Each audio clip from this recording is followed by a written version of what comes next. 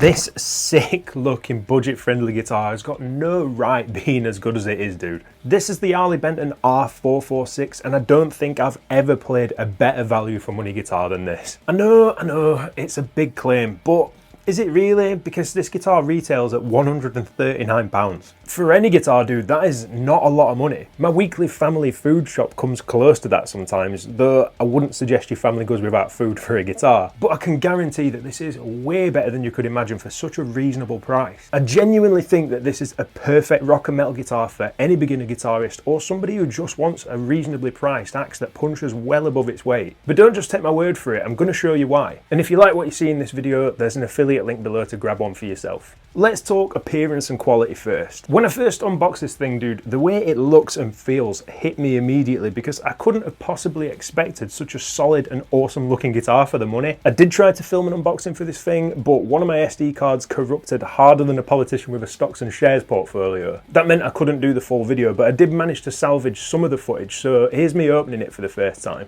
Whoa. Wait. It's too dark in this room for you to see how good this finish is. The neck feels so nice, dude. And I've got to say, my opinion has just got more and more positive the more I've been testing it. It's got a poplar body finished in this absolutely sick graphite metallic gloss finish, a slim profile Canadian maple neck with 24 jumbo frets and bound amaranth fingerboard. These cool white offset dots, 6 inline tuners, Artex ceramic humbuckers, a really fucking good hardtail bridge, 5-way switch, and volume and tone controls. Pretty standard appointments for any guitar nowadays, really, especially one that comes from a brand's progressive line, but there are a couple of things about this thing that really stand out. Most importantly, the fretwork on this guitar is insanely good. Discounting that there's a little bit of scratchiness on the frets because a £139 guitar doesn't get its frets polished, just look at these fret ends, dude. I'm almost certain that the fret wire was shaped by the fret manufacturer before they went on the guitar, but that really doesn't fucking matter when the board is just this comfortable to play on. I mean, it's likely that if you took any other guitar that needed its fret ends sorting out to a luthier or a guitar tech, which is a lot of new guitars nowadays, you're going to end up paying almost as much as this entire guitar costs just for those fret ends doing. I've always said that the neck and fretboard is where the majority of the feeling of quality comes from on a guitar. So that being said, it makes me question how Harley Benton can make this guitar so fucking cheap. And the next thing that I really like about this guitar is the bridge. It's quite clearly meant to resemble the style of bridges that come from a really well-known brand that rhymes with nip slot. But it's obviously not one of theirs because those bridges alone cost over half the cost of this entire guitar. However, it does get incredibly close to getting you that same experience. To be honest, I am a big fan of Ipshot and the hardware that they make, but this Harley Benton bridge does basically the same thing just as well. And finally, the fit and finish, dude. The colour of this guitar is so dope, but there are so many good options in this like same metallic flint paint. The colour of this guitar is dope, but there are so many awesome options in this same metal flake paint. And the flake in it is so big that it's almost like a sparkle finish, but like, not quite. The red one in particular, I bet looks fucking awesome in the flesh, but I went for the graphite because I just think it's like a little bit more classy. Also, it kind of reminds me of the new Mick Thompson ESP signatures, but without the kind of overinflated price tag. Don't be mad, Slipknot fans. I'm a fan too, but 1,700 quid for a single pickup guitar is not what I would consider a good financial decision. Admittedly, it is a fucking cool guitar though. Anyway, the paint on this thing is so sick, but the quality is even better. The guitar is so well put together. There's only like the slightest blemish on the paint up here somewhere. I'll try and show it you on the video, but otherwise, immaculate. It's properly solid too, nothing feels flimsy, it's a really satisfying weight. I've said it before, but when you pick up a guitar like this by the neck, you can intuitively feel whether it's a piece of tat or not. And this does the thing, man, it's substantial. But that's all well and good if it doesn't play well, innit? So let's talk about that. Right, playability, I'm gonna get the slight negative out of the way first because there's only one of them and there's loads more positives to talk about. Harley Benton do not know what a neck profile should be called. They do this a lot, right? They've called this neck profile a slim, and it's not.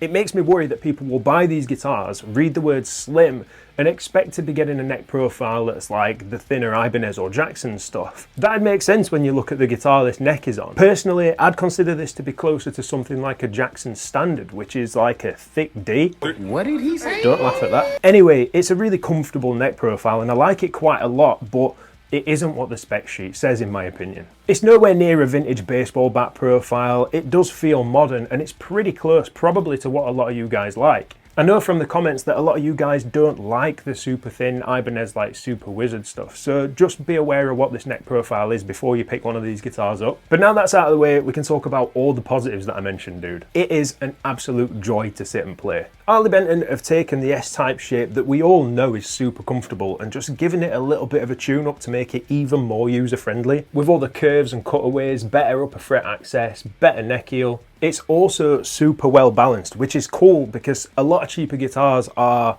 usually a little bit neck heavy, and that's because their bodies are made from lollipop sticks that are glued together with hopes and dreams. But on this, the materials are quality, so everything sits well and the balance is really good. The biggest thing that makes a difference to the playability of this guitar though is the fretwork and that bound fingerboard. The fret ends do not exceed the edge of the board in any way and are perfectly round, meaning you cannot feel the fret ends at all while you're playing, and the bound board reduces the friction even more. Seriously man, if someone gave me this guitar to play blindfolded, knowing that the fretboard is where most of the love goes into a guitar to make it feel quality, I'd say that this is like probably a 400 or 500 pound guitar and probably a Jackson. Then there's the bridge to talk about. I've already said it quite closely resembles something that you'd get from Hipshot, but that extends to the way that it feels under your picking hand too. Bridges are always something that can make or break a guitar for me, man. Like, if the bridge is not comfortable to play on, or there's something sharp on the saddles and it feels like it's trying to cut my picking hand to pieces, I just won't play that guitar until it's fixed, it's got a new bridge, or something's been done with those saddles. This needs absolutely none of that. In fact, it's one of the better variations of like the own brand Hipshot style things that I've played on. And it's super solid, the bridge doesn't move and neither does the rest of the guitar, so the tuning's been awesome. I've got to say it, I do wish this guitar had got locking tuners, but I wish every single guitar that's made had got locking tuners, and it's something I can quite quickly and easily sort for not a lot of money with just a few modifications. Which is another cool thing about this guitar. It's infinitely moddable. It's such a good platform for upgrades. You could get new pickups, tuners, a new bridge, whatever you want really to get it playing exactly how you'd want it to. And I'm going to tell you about my plans for that in a minute, but let's hear it first.